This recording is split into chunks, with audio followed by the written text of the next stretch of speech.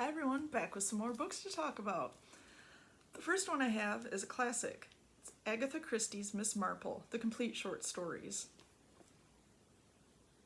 I am kind of ashamed to admit I have not read any Miss Marple stories, so I thought this would be fun to check out.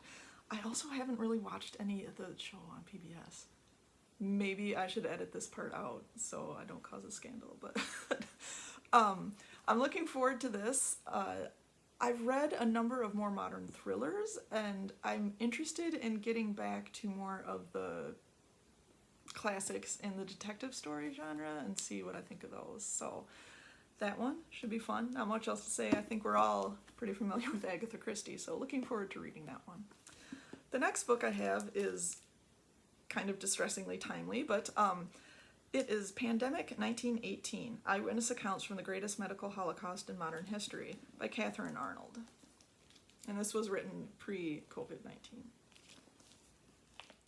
So here's a little blurb from the front cover. In January 1918, as World War I raged on, a new and terrifying virus began to spread across the globe. In 3 successive waves from 1918 to 1919, influenza killed more than 50 million people. Skipping ahead a bit, nowhere on Earth escaped. The United States recorded 550,000 deaths, 5 times its total military fatalities in the war, while European deaths totaled more than 2 million.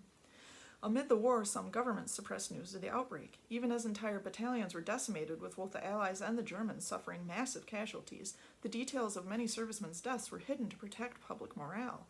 Meanwhile, civilian families were being struck down in their homes. The city of Philadelphia ran out of gravediggers and coffins, and mass burial trenches had to be excavated with steam shovels.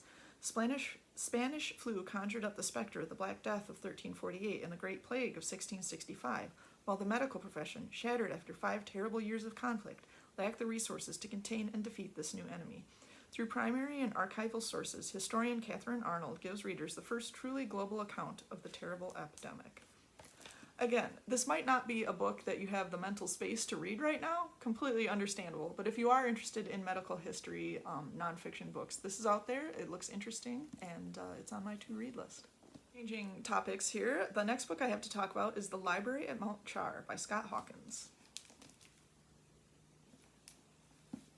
And here is the blurb from the inside cover. A missing god, a library with the secrets to the universe. Isn't that every library? No? Okay. A woman too busy to notice her heart slipping away. Carolyn's not so different from the other people around her. She likes guacamole and cigarettes and steak. She knows how to use a phone. Clothes are a bit tricky, but everyone says nice things about her outfit with the Christmas sweater over the gold bicycle shorts.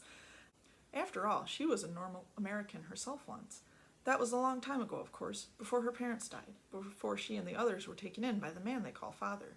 In the years since then, Carolyn hasn't had a chance to get out much. Instead, she and her adopted siblings have been raised according to Father's ancient customs. They've studied the books in his library and learned some of the secrets of his power. And sometimes, they've wondered if their cruel tutor might secretly be God. Now, Father is missing, perhaps even dead, and his library stands unguarded. Whoever claims it will also inherit absolute power over life, death, and all of creation. As Carolyn gathers the tools she needs for battle to come, fierce competitors for this prize align against her, all of them with powers that far exceed her own. But Carolyn has accounted for this, and Carolyn has a plan. The only trouble that in the war to make a new god, she's forgotten to protect the things that make her human. Populated by an unforgettable cast of characters and propelled by a plot that will shock you again and again, The Library at Mount Char is at once horrifying and hilarious, mind-blowingly alien and heartbreakingly human, sweepingly visionary and nail-bitingly thrilling, and signals the arrival of a major new voice in fantasy. And it's written by Scott Hawkins. This looks very interesting. It came out in 2015, I think, so I'm a little behind the times here, but that's the nice thing about a book. Doesn't spoil. You can read it whenever. Those are the books I have to talk about today. I hope you enjoy this.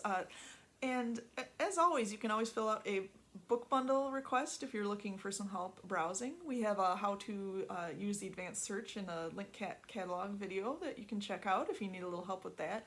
We're always here to help with recommendations, and I hope you've been enjoying what you're reading. Take care, everybody. Bye now.